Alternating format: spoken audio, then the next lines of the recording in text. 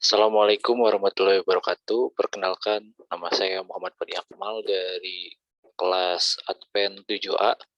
Saat ini saya ingin sedikit menjelaskan terkait dengan ujian tengah semester mata kuliah karya tulis ilmiah terkait dengan proposal penelitian yang sedang dibuat oleh saya. Pertama-tama, proposal yang saya membawakan judul pengaruh sistem informasi manajemen terhadap mutu layanan penyelenggaraan pelatihan di Balai Pengembangan Kompetensi PUPR Wilayah 4 Kota Bandung. Nah, judul ini diambil karena eh, pada saat ini saya sedang melaksanakan internship manajemen pendidikan di Balai Pengembangan Kompetensi PUPR Wilayah 4 Kota Bandung yang bertempat di Jalan Jawa. Nah, selanjutnya latar belakang terkait dengan kenapa saya mengambil judul ini gitu, karena pada saat saya melaksanakan magang di Bappekom PUPR Wilayah 4 ini, saya menemui berbagai permasalahan yang berkaitan dengan mutu layanan penyelenggaraan pelatihan. Nah, ini juga berdasarkan kepada studi pendahuluan yang saya lakukan gitu, dengan cara mewawancarai dari pihak pihak yang dapat dimintai keterangan terkait dengan kondisi penyelenggaraan pelatihan di Bappekom PUPR Wilayah 4. Nah, lalu saya menemukan berbagai masalah terkait dengan mutu pelayanan, yang dimana mutu pelayanan di lembaga ini ada atau terjadinya sebuah kekurangan gitu. Contohnya dari layanan informasi yang terkadang tidak selaras gitu dan tidak terkoneksi dengan baik di dalam lembaga, lalu masalah kesalahan data peserta dalam pelatihan gitu, karena penyebabnya karena misalkan bidang kepegawaian terlambat atau tidak mengupdate data pelatihan.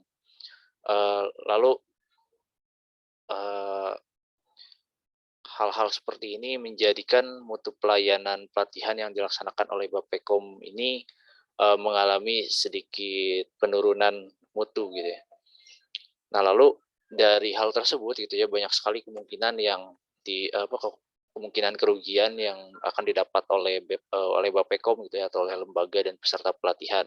Karena mutu layanan yang diberikannya itu tidak maksimal gitu ya, dan tidak memenuhi kebutuhan pelanggan gitu.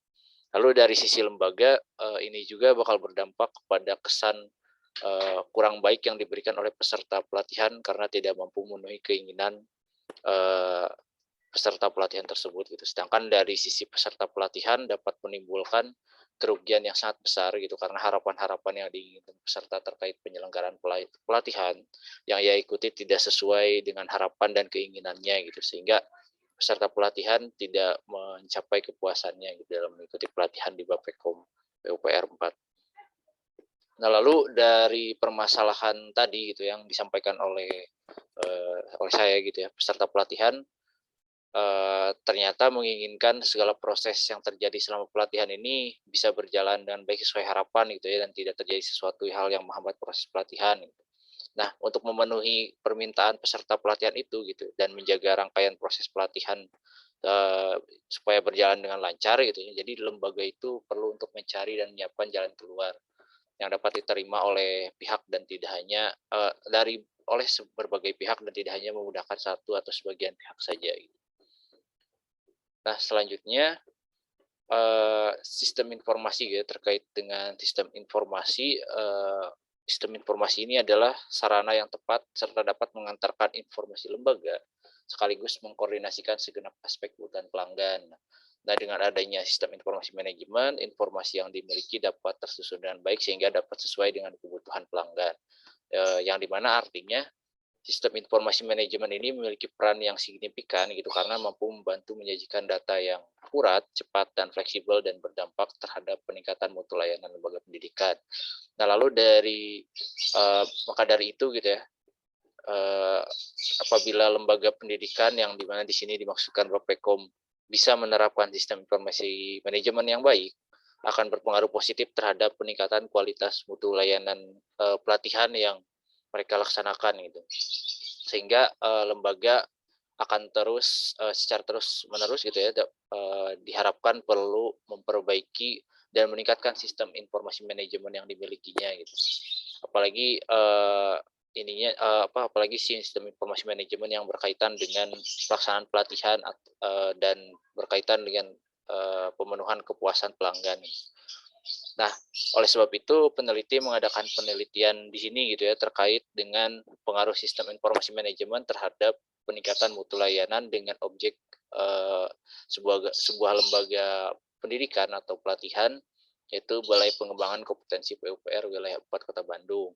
Nah, dari latar belakang tersebut, maka peneliti merumuskan sebuah judul gitu terkait dengan pelatihan ini, yaitu judul yang tadi sebelumnya sudah disampaikan di awal, yaitu pengaruh sistem informasi manajemen terhadap mutu layanan penyelenggaraan pelatihan di Balai Pengembangan Kompetensi PUPR Wilayah 4 Kota Bandung. Selanjutnya, penelitian ini saya buat sebuah batasan dan rumusan masalahnya gitu ya. Nah, batasan masalah dalam batasan konseptualnya gitu, penelitian ini dimaksudkan untuk menggali lebih lanjut terkait dengan pengaruh SIM terhadap mutu layanan penyelenggaraan pelatihan di Bappekom PUPR Wilayah 4 Kota Bandung. Nah, sedangkan untuk batasan kontekstualnya, peneliti melakukan penelitian ini ditujukan terhadap peserta pelatihan yang diselenggarakan di Bappekom PUPR Wilayah 4 Kota Bandung dengan ruang lingkup penelitian terkait dengan sistem informasi manajemen serta dampaknya terhadap mutu layanan pelatihan yang diselenggarakan. Nah, lalu rumusan masalah yang dibuat oleh peneliti adalah terkait dengan bagaimana pengaruh SIM terhadap mutu layanan penyelenggaraan pelatihan di Balai Pengembangan Kompetensi PUPR Wilayah 4 Kota Bandung. Nah, lalu untuk lebih memfokuskan lagi, dibuatlah rumusan masalah dengan jumlah 3 gitu ya, dengan 3 rumusan masalah. Yang pertama, bagaimana pelaksanaan sistem informasi manajemen di Balai Pengembangan Kompetensi PUPR Wilayah 4 Kota Bandung. Yang kedua, bagaimana mutu layanan penyelenggaraan pelatihan di Balai Pengembangan Kompetensi PUPR Wilayah 4 Kota Bandung. Dan yang ketiga, seberapa besar pengaruh sistem informasi manajemen terhadap mutu layanan penyelenggaraan pelatihan di Balai Pengembangan Kompetensi PUPR Wilayah 4 Kota Bandung. Selanjutnya ada tujuan penelitian. Tujuan umumnya adalah untuk mengetahui pengaruh SIM terhadap mutu layanan penyelenggaraan pelatihan di Balai Pengembangan Kompetensi PUPR Wilayah 4 Kota Bandung. Untuk tujuan khususnya yaitu mengetahui pelaksanaan SIM di Balai Pengembangan Kompetensi PUPR Wilayah 4 Kota Bandung, lalu mengetahui mutu layanan penyelenggaraan pelatihan di Balai Pengembangan Kompetensi PUPR Wilayah 4 Kota Bandung, dan juga mengetahui seberapa besar pengaruh sistem informasi manajemen terhadap mutu layanan penyelenggaraan pelatihan di Balai Pengembangan Kompetensi PUPR Wilayah 4 Kota Bandung. Nah, selanjutnya ada poin terkait dengan hipotesis penelitian. Hipotesis penelitian yang diambil gitu ya dari penelitian ini adalah terdapat pengaruh yang signifikan antara sistem informasi manajemen terhadap mutu layanan penyelenggaraan pelatihan, yang dimana nantinya hipotesis ini menjadi acuan pengujian kita gitu ya, apakah hipotesis ini nantinya gitu, apakah penelitian ini dapat dapat sesuai dengan hipotesis atau ternyata hipotesis ini bisa dipatahkan oleh hasil penelitian nantinya gitu. Seperti itu. Selanjutnya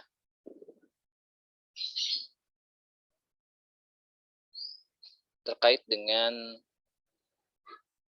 kerangka pikir penelitian. Kerangka pikir penelitian ini adalah diawali dengan tadi adanya fenomena kesalahan data pada data peserta yang akan mengikuti pelatihan, yang dimana kesalahan ini gitu ya berkaitan dengan mutu dari penyelenggara pelatihan itu sendiri gitu. Lalu jika kita telusuri lebih lanjut gitu ya, kesalahan data ini kesalahan data ini perlu dicari tahu gitu ya, dan ditelusuri lebih lanjut gitu bagaimana pelaksanaan dan keberjalanan sistem informasi manajemen yang terjadi gitu ya, sampai bisa terjadi sebuah kesalahan data. Nah, oleh karena itu diperlukan sebuah upaya untuk menjaga mutu layanan penyelenggaraan pelatihan sesuai dengan Undang-Undang Nomor 20 Tahun 2003 tentang Sistem Pendidikan Nasional dan Peraturan Pemerintah Republik Indonesia Nomor 4 Tahun 2022 tentang perubahan atas Peraturan Pemerintah Nomor 57 Tahun 2021 tentang Standar Nasional Pendidikan. Nah, apabila lembaga penyelenggara pelatihan dapat memenuhi standar mutu yang telah ditetapkan, terutama dalam hal sistem informasi manajemen yang dijalankan, maka dapat dipastikan keberjalanan pelatihan yang diselenggarakan akan berjalan lancar dan mampu menghasilkan output yang baik berupa mutu pelayanan dan peserta didik yang dihasilkan.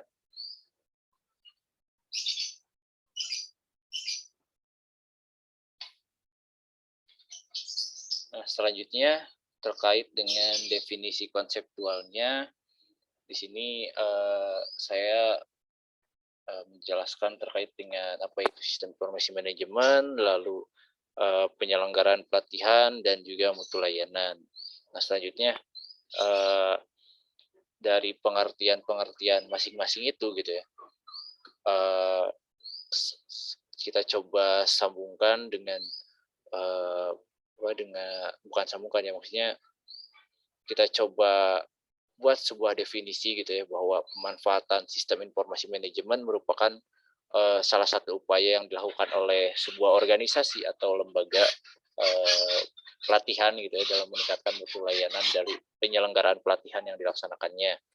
Nah, peningkatan yang terjadi ini dapat diaplikasikan melalui pengkolaborasian sistem informasi manajemen yang ada dengan strategi-strategi yang tertentu yang dianggap sesuai dan mampu meningkatkan mutu layanan yang diberikan kepada peserta pelatihan dalam mendukung tercapainya kepuasan peserta dalam mengikuti pelaksanaan kegiatan pelatihan. Nah, lalu untuk definisi operasionalnya, manajemen mutu merupakan sebuah sistem manajemen yang mengangkat sesuatu sebagai strategi gitu ya, usaha yang berorientasi pada kepuasan pelanggan dengan cara melibatkan pelanggan dan seluruh anggota organisasi. Nah, mutu ini harus dimiliki dan diterapkan pada layanan lembaga penyelenggaraan pelatihan, terutama pada penyelenggaraan pelatihan di Balai Pengembangan Kompetensi PUPR wilayah 4 Kota Bandung dalam rangka meningkatkan kepuasan pelanggan sehingga mampu menghasilkan output berupa lulusan pelatihan yang bermutu baik dan lembaga mampu mencapai peningkatan mutu pendidikan serta pelatihan yang maksimal. Nah, sistem informasi manajemen merupakan suatu bagian yang penting dalam lembaga yang perlu terus dikembangkan agar dapat membantu mengefektifkan serta mengefisienkan pekerjaan sekaligus meningkatkan mutu dan output dari lembaga terhadap pelanggan. Nah, pengujian pengaruh antara sistem informasi manajemen terhadap mutu layanan penyelenggaraan pelatihan dilakukan pada peserta pelatihan di Balai Pengembangan Kompetensi PUPR wilayah 4 Kota Bandung. Selanjutnya terkait dengan penelitian terdahulu, saya izin share screen.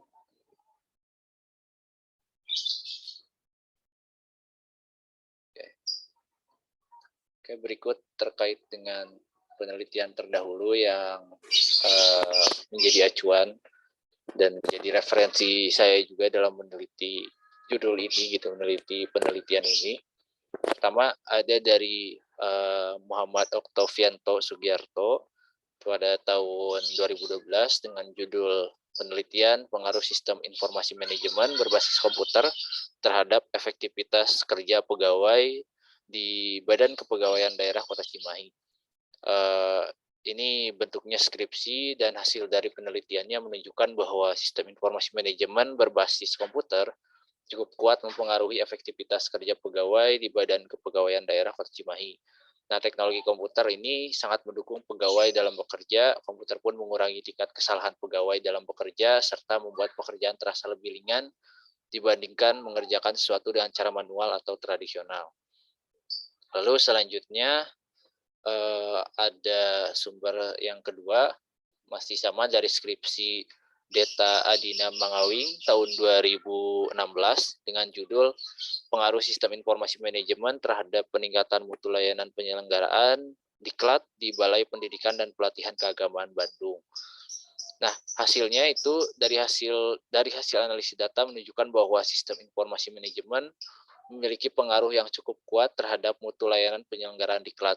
Hubungan ini dipertegas dengan hasil perhitungan koefisien determinasi diperoleh sebesar 25%, artinya variabel X, yang dimana variabel X ini sistem informasi manajemen, memberikan pengaruh terhadap variabel Y, yang dimana variabel Y-nya adalah mutu layanan penyelenggaraan diklat, sebesar 25% dan sisanya sebanyak 75% dipengaruhi oleh faktor lain seperti kontak komunikasi antar pelanggan dengan penyedia pelayanan, variasi pelayanan yang diberikan, para petugas pelayanan, struktur organisasi, kepekaan permintaan dan penawaran, prosedur pelayanan, dan kepercayaan publik terhadap kualitas pelayanan. Lalu peneliti terdahulu masih berbentuk skripsi dari Kartika Asipa Dewi tahun 2017 dengan judul Kontribusi Sistem Informasi Manajemen terhadap Mutu Layanan Penyelenggaraan Diklat di Balai Diklat PUPR Wilayah 4 Kota Bandung, dengan hasil penelitian yang menunjukkan bahwa sistem informasi manajemen sangat mendukung pegawai dalam melaksanakan tugasnya untuk memberikan layanan yang baik, mengurangi tingkat kesalahan dalam pelayanannya, serta membuat pekerjaan terasa lebih ringan dibandingkan pegawai melaksanakan pekerjaannya dalam memberikan layanan dan cara serba manual. Oleh karena itu, sistem informasi manajemen dinyatakan memiliki hubungan yang positif dan signifikan terhadap peningkatan mutu layanan penyelenggaraan diklat di Balai Diklat PUPR Wilayah 4 Kota Bandung. Nah, selanjutnya, penelitian terdahulu dari Erna Nahadiana tahun 2019 dengan bentuk artikel jurnal berjudul Pengaruh Sistem Informasi Manajemen terhadap Kinerja Pegawai ASN Pemerintah Kota Bandung. Hasil penelitiannya ini menunjukkan bahwa sistem informasi manajemen sangat penting untuk meningkatkan efisiensi organisasi dan mendukung daya saing dan menyediakan informasi bagi pemakainya. Sedangkan prestasi kerja seseorang dipengaruhi oleh kecakapan, keterampilan, pengalaman, kesungguhan, dan lingkungan kerja itu sendiri yang pada keberjalanannya dipengaruhi oleh sebuah sistem informasi manajemen yang baik. Nah, selanjutnya sumber yang ketiga adalah dari Sarifah Nabila tahun 2021 dengan bentuk skripsi berjudul Pengaruh Sistem Informasi Manajemen Daerah (SIMDA) Keuangan terhadap Kinerja Pegawai Dinas Pendidikan Kota Bekasi.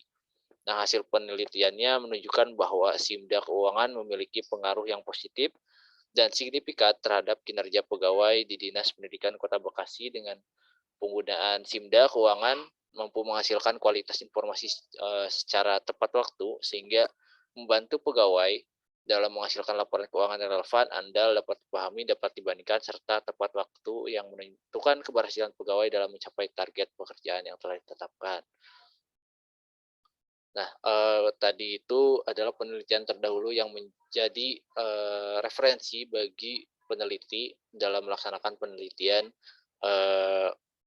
di penelitian kali ini, gitu ya. Penelitian terkait dengan pengaruh sistem informasi manajemen terhadap mutu layanan penyelenggaraan pelatihan. Nah, selanjutnya ada metode penelitian. Metode penelitian yang digunakan oleh peneliti adalah penelitian deskriptif dengan tujuan untuk mengungkapkan data-data empiris yang terjadi di lapangan melalui cara menguraikan serta menginterpretasikan sebuah kejadian atau fenomena secara apa adanya, yang kemudian dilanjutkan dengan menghubungkan temuan sebab akibat terhadap sesuatu yang terjadi pada saat penelitian agar diperoleh gambaran realita yang konkret mengenai hal yang diteliti. Sedangkan untuk pendekatan yang digunakan dalam penelitian ini adalah pendekatan kuantitatif, yaitu penelitian yang digunakan untuk meneliti pada populasi atau sampel tertentu dan pengumpulan data menggunakan instrumen penelitian berbentuk analisis data bersifat statistik dengan tujuan untuk menguji hipotesis yang telah ditetapkan. Dalam mendukung terlaksananya penelitian ini, peneliti melakukan pendekatan secara kuantitatif melalui pengukuran data analisis data secara statistik terhadap variabel penelitian, yaitu sistem informasi manajemen atau variabel variabel X sebagai variabel independen, dan mutu layanan penyelenggaraan pelatihan atau variabel Y sebagai variabel dependent. Nah, tujuan penggunaan metode deskriptif dengan pendekatan kuantitatif ini yaitu untuk mendeskripsikan peristiwa atau fenomena sekarang yang terjadi di lapangan dalam bentuk angka yang bermakna berdasarkan perhitungan statistik. Penelitian ini memusatkan perhatian kepada pemecahan masalah aktual yang ditemui pada saat penelitian. Lalu lokasi penelitiannya dilaksanakan di Balai Pengembangan Kompetensi PUPR, wilayah 4 Kota Bandung yang beralamat di Jalan Jawa nomor 8 sampai 10, Kelurahan Babakan Ciamis, Kecamatan Sumur Bandung, Kota Bandung, Jawa Barat. Nah, teknik penggalian datanya yaitu menggunakan teknik kuesioner atau angket. Hal ini diberikan untuk mengefisiensikan waktu dan juga karena keterbatasan waktu dan kesempatan dalam menggunakan teknik yang lain. Nah, penelitian kuantitatif menggunakan teknik kuesioner ini dikarenakan jumlah responden yang cukup banyak juga. Nantinya angket akan disebar kepada setiap responden yang telah ditentukan dan dijawab dalam waktu yang relatif pendek sehingga dalam memperoleh data menjadi lebih efektif dan efisien dalam waktunya gitu. Selanjutnya ada responden atau sumber data.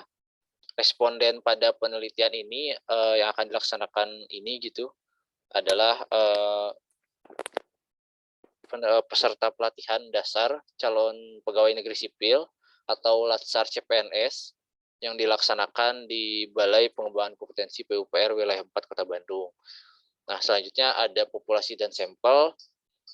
Populasi dalam penelitian ini adalah peserta pelatihan dasar CPNS dengan jumlah sekitar 266 orang dari 7 batch pelatihan dasar CPNS yang dilaksanakan dalam setahun di Bappekom PUPR wilayah 4 Kota Bandung.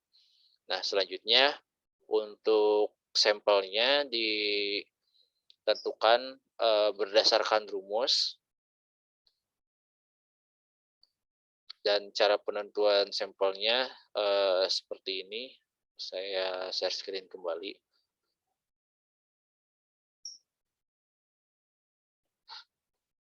Menggunakan rumus Slovin dengan keterangan N itu adalah jumlah populasi, D nilai presisi, 1 itu angka konstan, dan dihitung totalnya N-nya sama dengan 72,67 dan dari hasil penelitian ini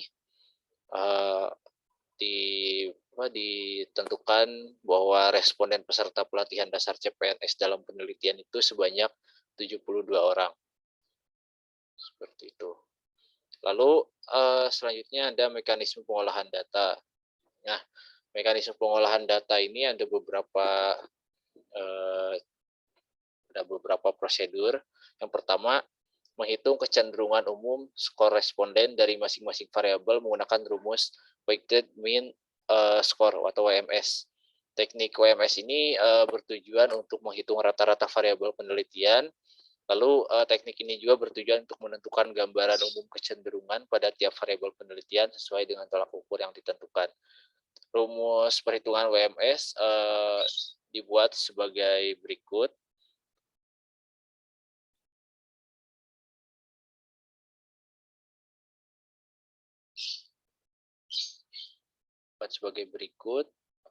Dengan X adalah rata-rata skor responden, lalu ada jumlah skor gabungan dibagi jumlah responden. Nah, lalu untuk langkah-langkahnya itu adalah sebagai berikut dalam menggunakan rumus WMS ini. Pertama, memberikan bobot untuk setiap alternatif jawaban. Yang kedua, menghitung frekuensi dari setiap alternatif jawaban yang dipilih, lalu menjumlahkan jawaban responden setiap item dan langsung dikalikan dengan bobot alternatif jawaban itu sendiri. Lalu menghitung nilai rata-rata untuk setiap item pada masing-masing kolom, mengkonsultasikan total nilai skor rata-rata dengan cara mencocokkan hasil perhitungan dari setiap variabel dengan tabel konsultasi perhitungan WMS. Tujuannya itu untuk menentukan kedudukan arah kecenderungan dari masing-masing variabel. Nah, selanjutnya ada prosedur mengubah skor mentah menjadi skor baku. Nah, skor mentah ini adalah nilai-nilai yang belum diproses dan dianalisis secara statistik. Rumus yang digunakannya sebagai berikut. Rumus perhitungan skor baku dengan R1 adalah skor baku, X1 adalah skor mentah, S itu standar deviasi, lalu X ada rata-rata skor responden. Nah, untuk langkah-langkah yang akan dilakukan peneliti itu dalam mengubah skor mentah menjadi skor baku, mohon maaf. Pertama, mencari skor terbesar dan terkecil, lalu mencari nilai rentangan dengan cara R sama dengan skor terbesar dikurangi skor terkecil. Ketiga, mencari banyaknya kelas dengan rumus BK sama dengan 1 ditambah 3,3 log N. Lalu selanjutnya ada mencari nilai panjang kelas atau I, dengan I sama dengan rentangan dibagi banyak kelas. Selanjutnya ada membuat tabel distribusi frekuensi. Yang keenam, mencari rata-rata. 7, menentukan standar deviasi. Seperti itu. Nah, selanjutnya untuk prosedur selanjutnya ada menguji normalitas distribusi data. Uji normalitas sampel adalah kegiatan pengujian terhadap normal tidaknya sebaran data yang akan dianalisis. Nah, uji normalitas ini dilakukan terhadap setiap variabel yang akan diolah. Nantinya hasil uji normalitas juga memberikan pengaruh terhadap teknik statistik yang akan digunakan untuk pengolahan data selanjutnya. Lalu apabila penyebaran datanya normal, maka teknik yang digunakan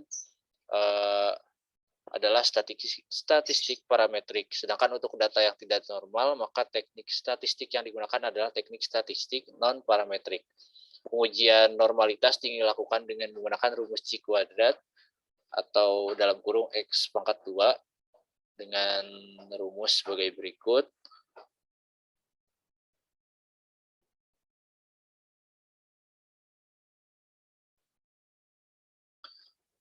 X kuadrat adalah kuadrat C yang dicari, lalu FO adalah frekuensi hasil penelitian, FE adalah frekuensi yang diharapkan.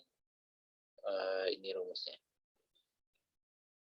Dengan tahapan pengujian normalitas ini, berikut langkah-langkahnya. Yang pertama, mencari skor terbesar dan terkecil, mencari nilai rentangan R dengan cara yang sama, skor terbesar dikurangi skor terkecil, lalu mencari banyaknya kelas dengan rumus yang sama, 1 ditambah 3,3 log N. Yang keempat, mencari nilai panjang kelas, masih sama dengan R dibagi BK. Lalu yang kelima, membuat tabulasi dengan tabel penolong. Yang keenam, mencari rata-rata. 7, menentukan standar deviasi. Nah, yang kedelapan, membuat daftar frekuensi yang diharapkan dengan cara menentukan batas kelas, yaitu angka skor kiri kelas interval pertama dikurangi 0,5, kemudian angka skor kanan kelas di interval ditambah 0,5. Lalu mencari nilai Z skor untuk batas kelas interval, mencari luas O sampai Z dari tabel kurva normal, lalu mencari luas tiap kelas interval dan cara mengurangkan angka-angka O by Z, yaitu angka baris pertama dikurangi baris kedua, angka baris kedua dikurangi ketiga, dan begitu seterusnya. Kecuali untuk angka yang berbeda pada baris yang paling tengah ditambahkan dengan angka pada baris berikutnya. Yang selanjutnya, mencari frekuensi yang diharapkan atau FE dengan cara mengalihkan luas tiap interval dengan jumlah responden. Nah, yang terakhir, mencari C kuadrat hitung dalam kurung X kuadrat hitung dengan menjumlahkan dengan hasil perhitungan. Selanjutnya, jadwal penelitian penelitian ini akan dilaksanakan di Bapekom PUPR Wilayah 4 Kota Bandung pada tanggal 1 November sampai dengan 31 Desember 2022 dengan biaya penelitian sebagai berikut. Izin di share screen kembali. Biaya penelitian rancangan anggaran biaya awal sebagai berikut. Kegiatan pengadaan proposal dengan volume 2, satuannya paket unit cost-nya 30.000, maka jumlahnya menjadi 60.000. Transportasi dengan unit cost-nya 10.000, jumlah 40. Print laporan akhir penelitian dengan jumlah 50.000, jilid dengan jumlah 25.000, print kuesioner dengan unit cost 5.000 dan jumlah 10.000. Lalu fotokopi kuesioner 142 lembar dengan unit cost 500, jumlahnya 71.000. Dan ini volume fotokopi kuesioner ini dihitung berdasarkan jumlah peserta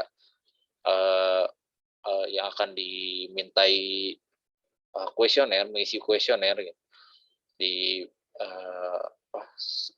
sampel peserta yang akan mengisi kuesioner dikali 2 karena satu kuesioner rencananya akan berjumlah sekitar 2 lembar, dan dikali total jumlah biaya penelitian yang akan digunakan berjumlah Rp256.000. Dan terakhir, ini adalah daftar pustaka yang menjadi referensi penulis dalam merancang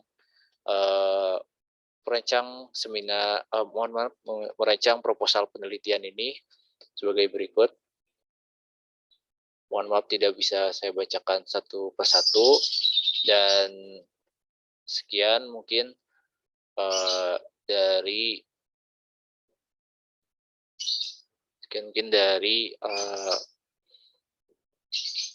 proposal penelitian yang saya buat.